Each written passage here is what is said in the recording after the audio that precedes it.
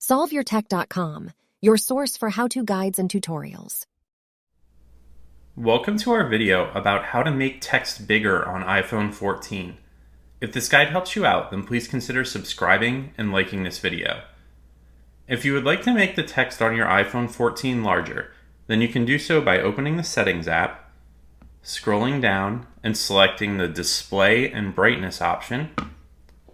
You can then choose the text size option on this menu, and then you can drag the slider at the bottom of the screen to the right to make the text bigger.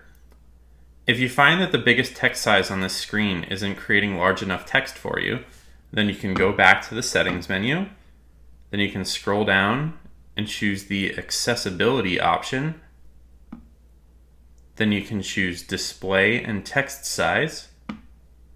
Here you can select larger text.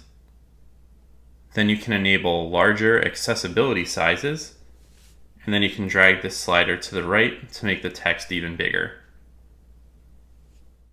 Make sure to like this video and subscribe to our channel to see more tech guides like this one.